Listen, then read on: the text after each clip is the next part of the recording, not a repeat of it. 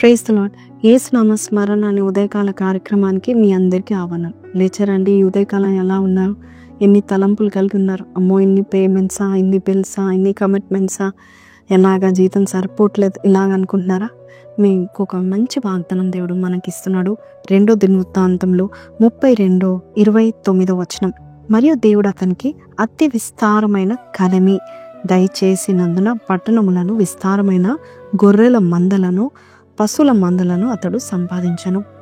ఈ యొక్క వాగ్దానము దేవుడు మనకిస్తున్నాడు. ఆనాడు హిజికియాకి ఇచ్చాడు.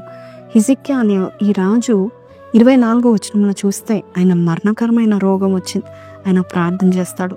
ప్రార్థన చేసినాక దేవుడు ఆ రోగాన్ని నయం చేయడం మాత్రమే కాదు, ఆయన ఒక పాయింట్ ఆఫ్ టైంలో మనసు మదించి దేవునికి దూరంగా వెళ్ళి మరొక్కసారి తగ్గించుకున్నందుకు దేవుడు పైన భాగం మనం చూస్తే 28 ధాన్యము, ద్రాక్షారసము, తైలము ఉంచుటకు కొట్లను కూడా ఆయన కట్టించాడు.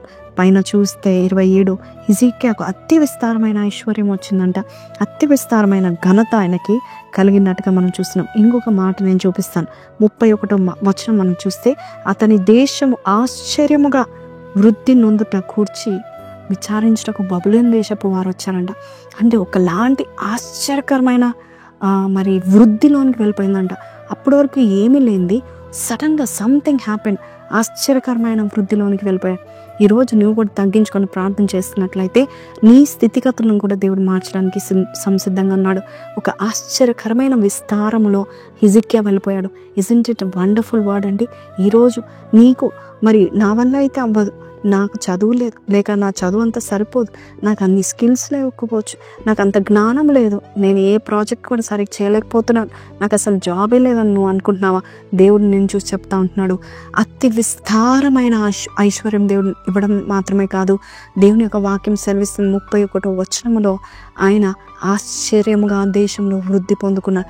ఈరోజు నీవు కూడా ఈ దేశంలో, ఈ భూమి మీద నువ్వు ఆశ్చర్యంగా వృద్ధి పొందుకోవాలని దేవుడు కోరుకుంటూ ఉంటున్నాడు.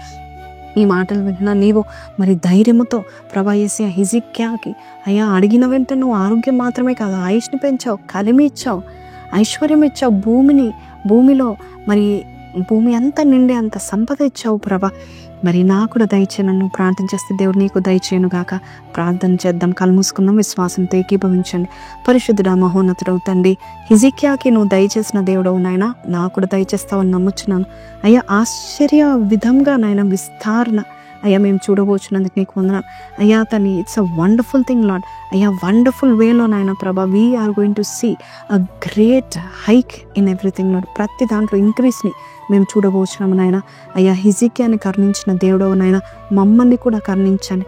యథార్థ హృదయంతో సత్యం అనుసరిస్తూ నీ దృష్టిలో అనుకూలమైనది అయ్యా నీ కృపకు కనిపెడుతూ చేస్తున్న హిజికియా జీవితంలో నువ్వు చేసిన గొప్ప కార్యం బట్టి నీకు వందనాలు తెలియపరుస్తూ నా జీవితంలో అట్టి కార్యం చేస్తావని నమ్ముచు నజరేయుడైన యేసు పరిశుద్ధ నామములో అడిగి వేడుకుంటున్నాం తండ్రి, ఆమెన్. So praise lord. ఈ వాగ్దానం విన్న మీరు be ready for great increase. దేవుడు మిమ్మల్ని విస్తరించబోచున్నాడు. నమ్మినట్లయితే దేవుడు మీకు అది దయచేయను గాక. ఈ వాగ్దానం మీతో మాట్లాడినట్లయితే కింద కమెంట్లో you can put this reference, మీకు నచ్చిన రెఫరెన్స్ పెట్టండి.